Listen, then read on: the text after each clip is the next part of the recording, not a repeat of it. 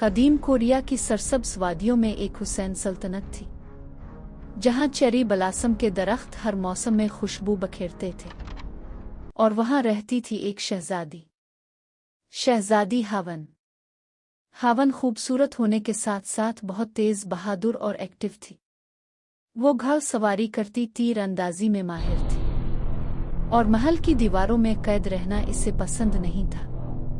लेकिन इसकी एक बड़ी कमजोरी थी, वो किसी की बात नहीं सुनती थी, ना बादशाह की, ना मलिका की, ना असातिज़ा की। महल के करीब एक पुरस्रार जंगल था, जिसे सब उस सायादार जंगल कहते थे कि वहां एक ताकतवर जादूगरनी रहती है, जो सदियों से किसी का इंतजार कर रही है।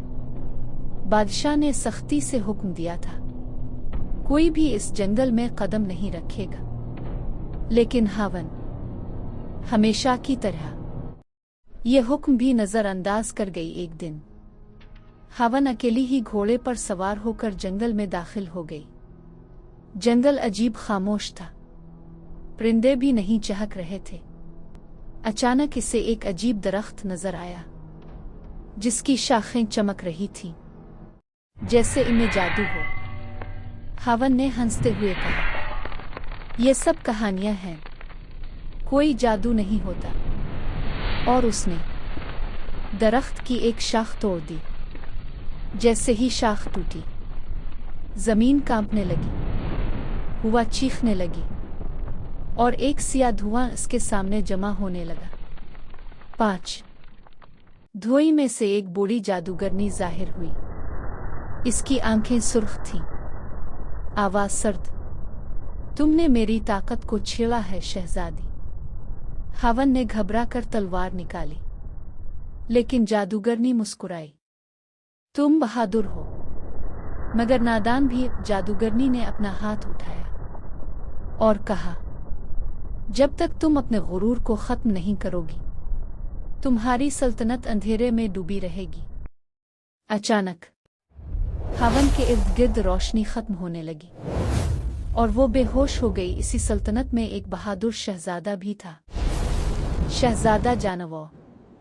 वो हावन का बचपन का दोस्त था और उससे खुफिया तौर पर मोहब्बत करता था। जब इसे हावन के गायब होने का पता चला, तो वो फौरन इसे ढूंढने निकल पड़ा। जब हावन होश में आई, तो वो एक अजीब दुनिया में थी। हर तरफ अंधेरा, सन्नाटा और साये। वो समझ गई, ये इसकी सजा है। पहली बार इसने खुद से कहा, शायद मैं गलत थी। जानवर खतरनाक रास्तों से गुजरा, दरियाओं को पार किया और आखिरकार जादूगरनी के जंगल तक पहुंच गया।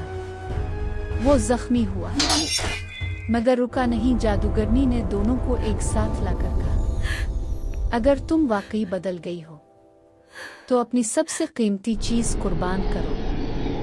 हावन ने बगैर सोचे कहा, मैं अपनी आज़ादी दे दूंगी, बस मेरी सल्तनत को बचा लो। जानवों ने इसका हाथ थामा और कहा, अब तुम वाकई एक अजीम मलिका बन सकती हो। और कुछ अरसे बाद दोनों की शादी हो गई और वो हमेशा खुश रहे, लेकिन इस बार दानाई के साथ।